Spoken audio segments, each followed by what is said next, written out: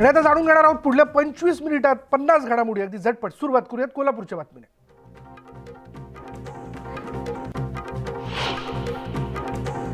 कोल्हापुरात केएमटी कर्मचारी संपात उतरले. 7व्या वेतन आयोगाच्या मागणीसाठी कर्मचाऱ्यांनी संप पुकारला आणि यामुळे शहरातील बस सेवा ही पूर्णतः बंद आहे.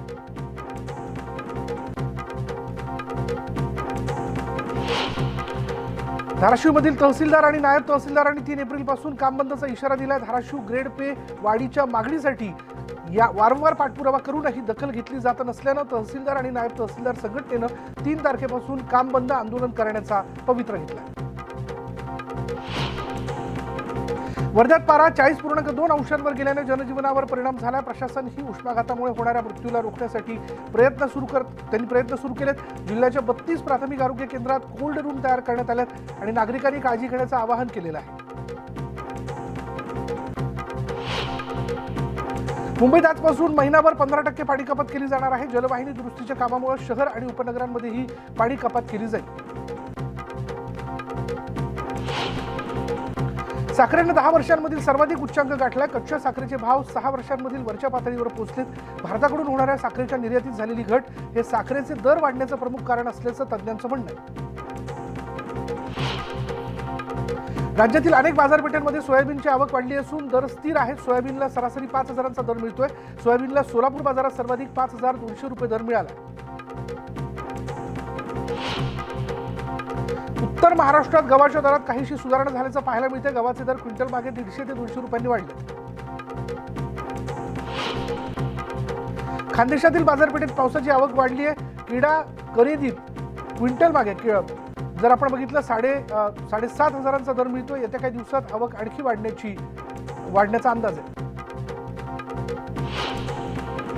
सोलापूर कृषी उत्पन्न बाजार समितीत कांद्याची आवक वाढलेली आहे आणि त्यामुळे कांदा दरात पुन्हा एकदा घसरण झालेली आहे. कांद्याला सरासरी 800 रुपयांपर्यंत दर मिळतोय. आजऱ्यात काजू बीची आवक थंडावली. 100 रुपयांहून कमी किमतीत स्थानिक काजू बीची विक्री होते. पुढील काही दिवसात दर वधारण्याचा अंदाज वर्तवण्यात येतोय.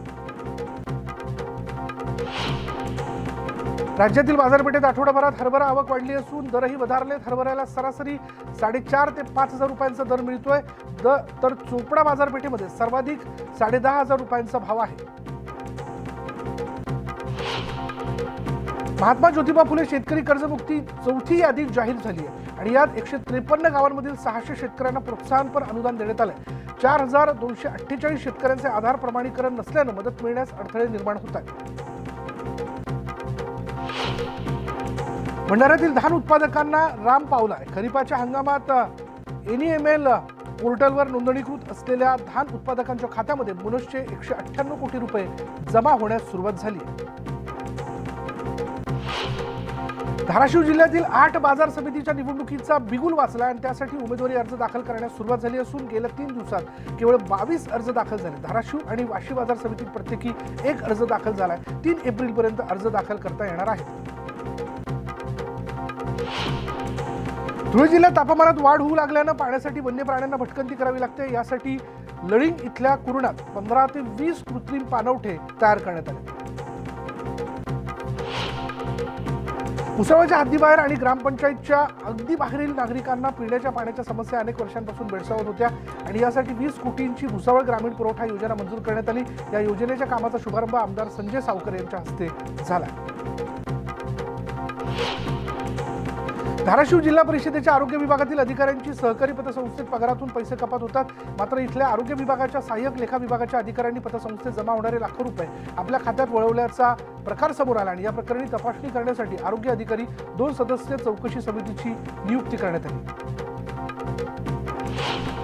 बीडच्या धारूर तालुक्यातील शिवपार्वती साखर कारखान्यावर सीबीआयने छापा टाकला. दरम्यान बोगस कागदपत्रांच्या मदतीने तासगावकर कुटुंबियांनी बँकेतून 106 कोटींचं कर्ज काढलं असून या प्रकरणी सीबीआयला पूर्ण सहकार्य करणार असल्याचं संचालक पांडुरंग सोळुंके यांनी स्पष्ट केलं. धुळ्यातील शासकीय वैद्यकीय महाविद्यालयात सोनोग्राफीसाठी येणाऱ्या रुग्णांचे हाल होत असल्याचं वास्तव समोर आलंय. इथे एकच मशीन असल्यामुळे रुग्णांवर तास तात्काळत राहण्याची वेळ आली आहे. फक्त धुळे जिल्ह्यातूनच नव्हे तर अंमळनेर, पारोळा, चाळीसगाव, मालेगाव इथून देखील मोठ्या प्रमाणात रुग्ण उपचारासाठी इथे येत असतात आणि त्यामुळे मशीनची संख्या वाढवण्याची मागणी होते. पिंपरी चिंचवडमध्ये अवैध दारू विक्री करणाऱ्याला पोलिसांनी अटक केली. पोलिसांनी गावठी दारूचे 36 कॅन हस्तगत केलेत. लोणी काळवरमधून शहरात ही दारू विक्री मोठ्या प्रमाणात केली जात होती. पाण्याच्या शोधात आलेल्या काळविटाला जुन्या पुणे मुंबई हायवेवर अज्ञात वाहनानं धडक दिली. या अपघातात काळविटाचा मृत्यू झाल्यानं हळहळ व्यक्त केली जाते. भुसावळ रेल्वे स्टेशनवर धावत्या रेल्वे पकडण्याच्या प्रयत्नात असलेल्या प्रवाशाचा जीव आरपीएफ जवानानं वाचवला. तातडीनं धाव घेत त्याला खेचल्यानं प्रवाशांचा जीव वाचला. सांगली रेल्वे स्थानकावर बंगळुरू जोधपूर बंगळुरू आणि उदयपूर म्हैसूर उदयपूर या गाड्यांना थांबा देण्यात आला आणि हा थांबा 6 महिन्यांसाठी प्रायोगिक तत्वावर देण्यात आलेला आहे. छत्रपती संभाजीनगरमधील राड्यानंतर आरोपींची पोलिसांकडून धरपकड करण्यात आली आहे. किराडपुरात भागात दंगल माजवणाऱ्या 500 जणांविरोधात गुन्हा दाखल करण्यात आला, तर आतापर्यंत 6 जणांना अटक करण्यात आली.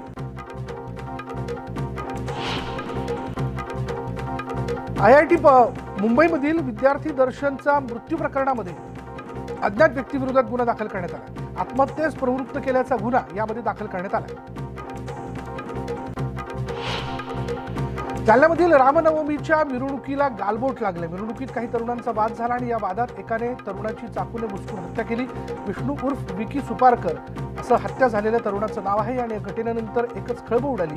पोलिसांनी तात्काळ आरोपीला ताब्यात घेतलं. बार्शी कुर्डवाडी रोडवर रस्त्यावरती उभ्या असणाऱ्या टेम्पोवर दुचाकी आदळून झालेल्या अपघातात 2 जणांचा मृत्यू झाला. शेंद्री फाट्याजवळ ही घटना घडली आणि या अपघातात मधुसूदन मुरलीधर जाधव, ऋषिकेश संतोष जाधव यांचा जागीच मृत्यू झाला. दोघेही पंढरपूर तालुक्यातील रहिवासी आहेत. जुन्नरच्या रांजणगाव सांडस परिसरात कांद्याची वाहतूक करणारा ट्रॅक्टर उलटला आणि यात चालकाचा मृत्यू झाला. ट्रॅक्टरचा ब्रेक निकामी झाल्यामुळे अनियंत्रित झालेला ट्रॅक्टर खड्ड्यात जाऊन उलटला.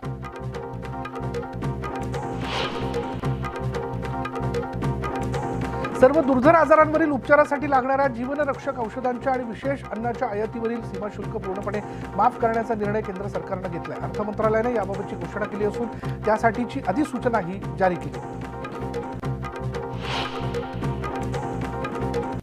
नाशिकमध्ये गोदावरी पात्र स्वच्छतेचं काम युद्ध पातळीवर सुरू आहे. एका विशिष्ट स्कीमर मशीनच्या मदतीने नदीपात्रातील 8 ते 10 पाणवेली दररोज काढण्यात येतात. मुंबईच्या प्रदूषणात मोठी वाढ झाली आहे. फेब्रुवारीत सर्वाधिक वायू प्रदूषण असल्याचा अहवाल केंद्रीय प्रदूषण नियंत्रण मंडळानं दिला. यावर उपाययोजना करण्यासाठी अनेक मुद्दे सुचवण्यात आले. छत्रपती संभाजीनगर पालिकेचा अर्थसंकल्प आज सादर केला जाणार आहे आणि या बजेटमध्ये नागरिकांवर करवाढीचा भार पडण्याची शक्यता कमीच आहे. मध्य रेल्वेवर प्रवाशांची संख्या जास्त असून त्यामुळे फुकट्या प्रवाशांच्या संख्येत वाढ होत असल्याचं उघड झालंय. तिकीट खिडक्यांवर होणाऱ्या गर्दीमुळे अनेक जण मोफत प्रवास करत असल्याचं पाहणीत समोर आलंय. मुंबईचे डबेवाले आता 6 दिवसांच्या रजेवरती जातात. 3 ते 8 एप्रिल दरम्यान गावांमधल्या वार्षिक यात्रांमध्ये ते सहभागी होणार आहेत. दिवसेंदिवस नवी मुंबई शहरातील पाण्याचा वापर वाढतोय आणि त्यातच नवी मुंबईकरांची तहान भागवणाऱ्या मोरबे धरण क्षेत्रात गरजेपेक्षा कमी पावसाची नोंद झाली आहे. धरणात अवघा 48.52% पाणीसाठा असून 15 ऑगस्टपर्यंत पुरेल इतकाच पाणीसाठा आहे आणि त्यामुळे गेल्या काळात नवी मुंबईत पाणी कपात केली जाणार असल्याचं चित्र. मुंबई उच्च न्यायालयाच्या नवीन इमारतीसाठी वांद्रे इथं 30 एकर जागा देण्याचा निर्णय झाला अशी माहिती राज्य सरकारच्या वतीनं महाधिवक्ता वीरेंद्र सराफ यांनी मुंबई उच्च न्यायालयात गुरुवारी दिली. मीरा भाईंदरला मुंबईशी जोडणाऱ्या मेट्रो 9 मार्गिकेचं काम वनविभागाच्या मंजुरीत अडकले आणि या मार्गिकेत 1 हेक्टरचं कांदळवण असून त्याच्या कापणीसाठी वनविभागाची परवानगी घ्यावी लागणार आहे.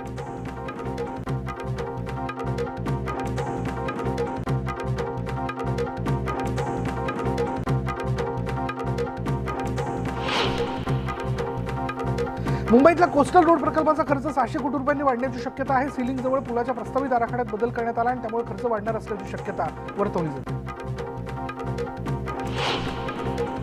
शिक्षण हक्क कायद्याअंतर्गत 25% आरक्षित जागांसाठी राज्यात यावर्षी एकूण जागांच्या तिपटीहून अधिक अर्ज आलेले आहेत.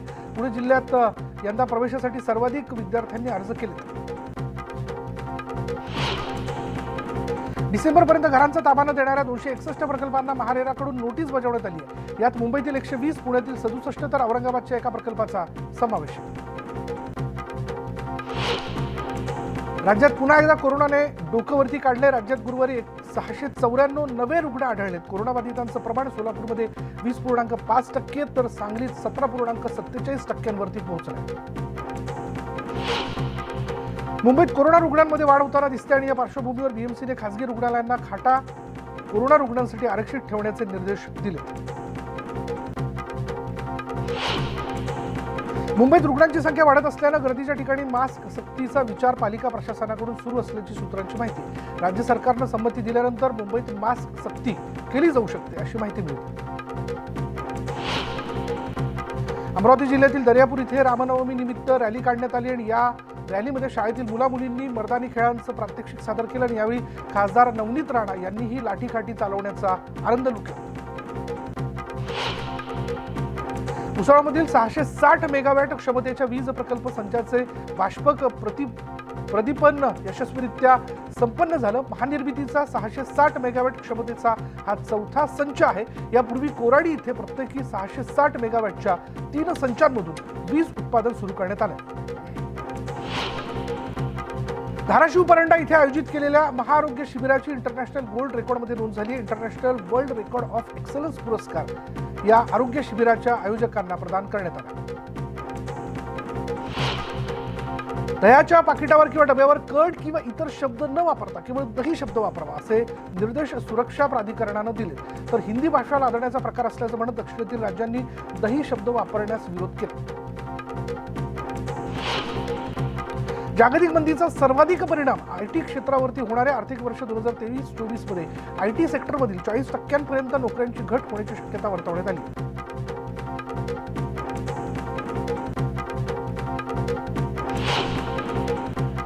आणि यानंतर इथे वेळ झाली का ब्रेकची. ब्रेक घेऊयात. पहा फक्त न्यूज 18 लोकमत.